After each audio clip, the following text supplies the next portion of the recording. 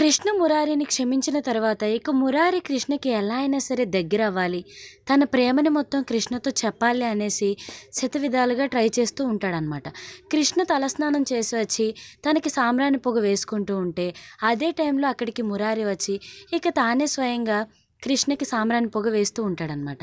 కృష్ణ అంటూ ఉంటుంది, మీరు ఒక పెద్ద పోలీస్ ఆఫీసర్, నాకు ఇలా చేయడం ఏంటి ఏసీపీ సార్ అని అంటూ ఉంటే, ఒక భార్యకి ఇలా చేయడంలో తప్పే ముందులే కృష్ణ అనేసి ఇక తను ప్రేమగా మాట్లాడుతూ ఉండగా ఒకరి కళ్ళల్లోకి ఒకరు ప్రేమగా చూసుకుంటూ ఉంటారనమాట.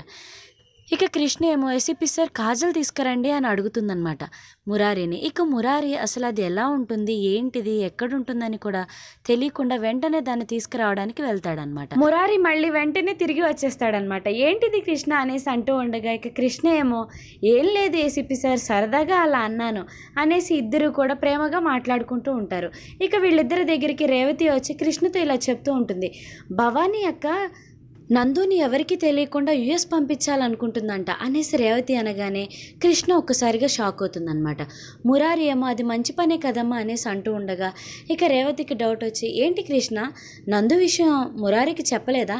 ఆయన చెప్పకపోవడమే మంచిదిలే, ఆయన భవానీ అక్క కొడుకే, తెలిస్తే అంతా కూడా రచ్చరచ్చ చేసేస్తాడు అనేసి ఇద్దరు కూడా సరదాగా మాట్లాడుకుంటూ ఉంటారు. మురారికి అసలు నిజం తెలియదు కదా.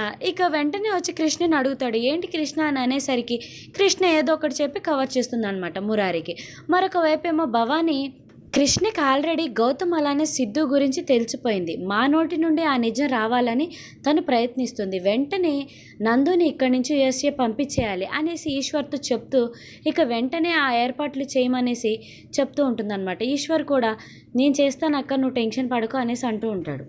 ఈ వీడియో కనుక నచ్చినట్లయితే like and subscribe to my channel. Thank you for watching this video.